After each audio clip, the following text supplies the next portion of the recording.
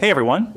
Today we're going to look at how to attach accessories as static meshes to your MetaHuman Blueprint in Unreal Engine using sockets. Let's get started.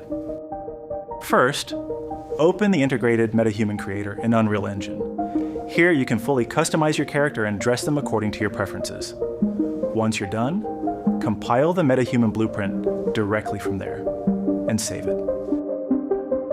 Next, open the project containing the items you want to attach. Right-click on the root folder, select Migrate, and choose the content folder of your main project as the destination.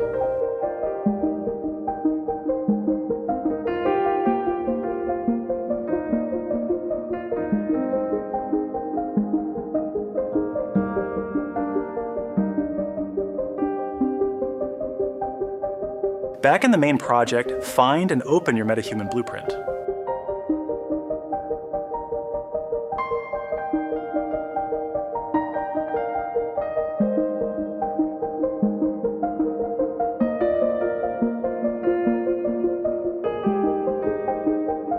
Inside the Blueprint editor, open an additional content browser window for convenience. Find the migrated static meshes, drag them into the components list on the left, and drop them directly onto the body component. Repeat this for all objects you want to attach. I've sped up this part of the video where I'm adjusting the LOD settings.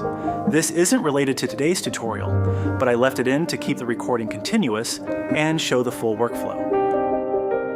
Now select the mesh you want to attach. Go to the Details panel on the right, click the magnifying glass icon next to Parent Socket, and search for the target bone you want to attach the item to.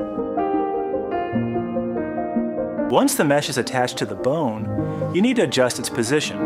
You can use the viewport toolbar in the top left corner, highlighted in red, to move, rotate, or scale the object.